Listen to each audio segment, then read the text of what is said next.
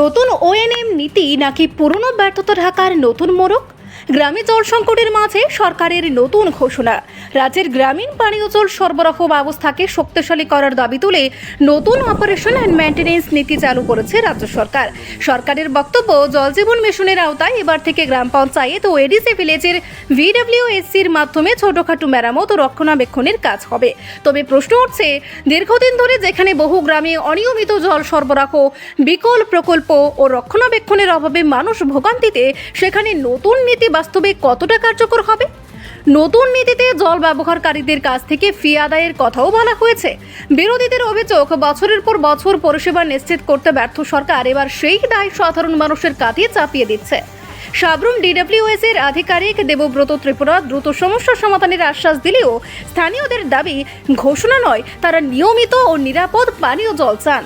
বহু এলাকায় এখনো পানীয় জলের সংকট অব্যাহত। ফলে এই নীতি আদৌ জনস্বার্থে কার্যকর হবে নাকি শুধুই কাগজে কলমে সীমাবদ্ধ থাকবে, তা নিয়েই জোর বিতর্ক শুরু হয়েছে। নমস্কার, আমার নাম দেবব্রত ত্রিপুরা। আমি SDO DWS Sabroom sub division.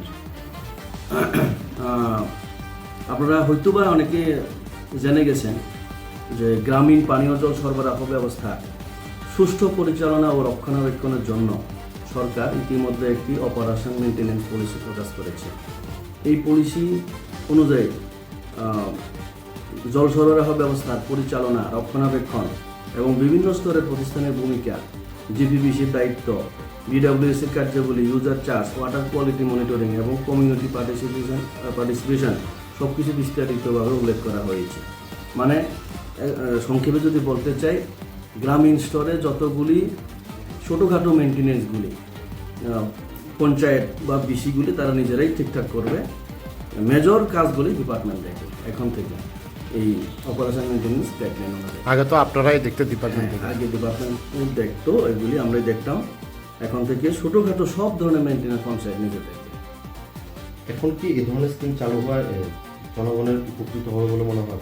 অবশ্যই উপকৃত হবে, কারণ পঞ্চায়েত যখন যার যার সমস্যাগুলো নিজেরাই ঠিক করতে পারবে, তো ডিপার্টমেন্টের উপর আর নির্ভর করতে হবে না।